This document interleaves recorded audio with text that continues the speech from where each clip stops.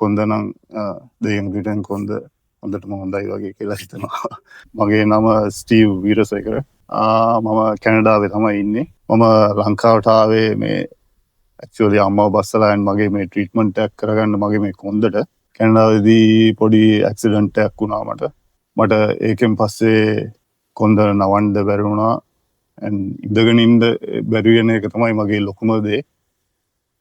So ඊට පස්සේ මම මේ වෙද මහත්තයා ගැන මම දැක්ක වීඩියෝ එකක් YouTube එකේ. අම්මවත් බස්සන්න හින්දා මම ඇවිල්ලා පොඩ්ඩක් වෙද මහත්තයාලා ඇවිල්ලා හම්බ වෙලා කතා කරා. වෙදකමක් කරගන්න. So ඇවිල්ලා දැන් මේ මගේ ඇක්චුවලි අද තමයි අන්තිම දවස මේ 4 වෙනි සැරේ.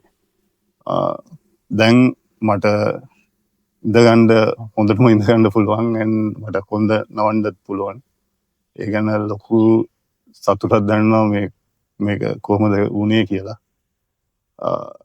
කැනඩාවේදී ඇක්චුවලි ඇක්සිඩන්ට් එක වුණාන් පස්සේ ඒ කිව්වා ඔපරේෂන් කරන්නම් කියලා. කරන මේ ඔපරේෂන් එක ෂුවර් නැති හින්දා තමයි මම ඒක එපා කියලා කරන්න එපා කියලා කිව්වේ. ඊට පස්සේ තමයි මේ ගමන ඇවිල්ලා මෙතන වෙද මහත්තයා හම්බුනේ. දැන් 100ක් වගේ කොන්ද නම් හොඳයි. මේ අත පොඩ්ඩක් තාම ලාවට තියෙනවා අත.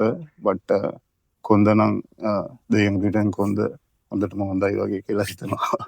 බොහොම ස්තුතිවන්ත වෙනවා මේ වගේ වෙදකමක් ලංකාවේ මෙහෙම ඇවිල්ලා අපිට කරගන්න. මේ වගේ තැනකට ඇවිල්ලා කරගන්න පුළුවන් කියලා. මේ වගේ අපේ පැරණි මේවා ඖෂධ අනම්මනම් ඔක්කොම පාවිච්චි කරලා කිසිම මේවා එකක් නැතුව ඇවිල්ලා අපිට කරගන්න පුළුවන් කියලා. ඒක අපි ස්තුතිවන්ත වෙනවා මේ වෙද මහත්තයාට.